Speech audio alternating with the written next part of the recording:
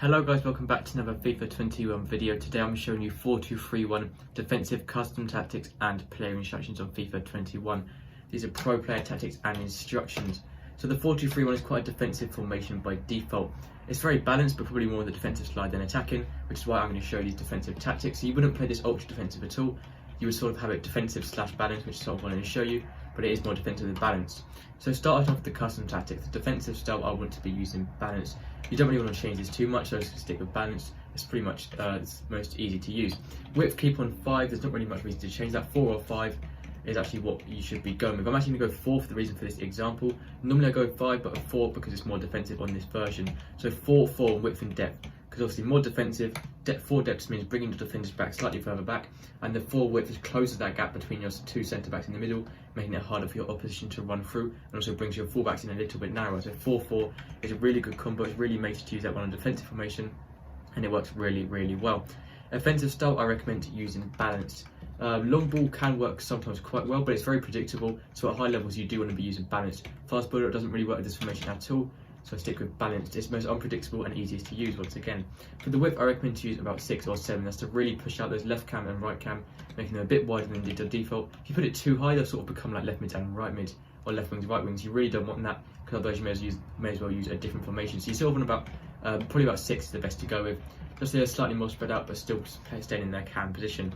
Players in box, you want 6 to help slightly overload the box. You can jump it down to 4 or 5 if you want it to be more defensive, but I prefer to play on 6 just to help overload the box, because they're still more defensive when coming back. Corners on 3, and then free kicks just on 1 or 2. So for the player instructions, you want your single striker on stay central, so he's still in the centre areas of the pitch in line with the goal. You want getting behind, who's making forward runs behind the defenders, and stay forward, so he's always at the top of the pitch and not coming back when defending.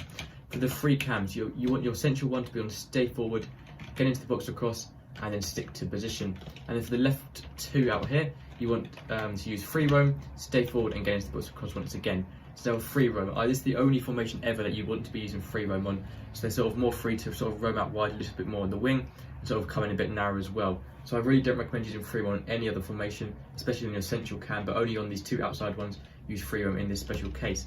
So that's it for both your left cam, right cam, and your centre cam. So now for your two CDMs. For these, I recommend using cut passing lanes, cover centre, and stay back while attacking, so staying back in their CDM position and not pushing forward when defending. So that's for both your CDMs once again. 2 centre backs, leave those both default. Full backs, use stay back while attacking, so staying back in the defensive line. Use conservative interceptions, so sort of being sort of more careful to win the ball, to intercept the ball, but saving energy. And use overlaps, so making overlapping runs on the outside around those left cams and right cams.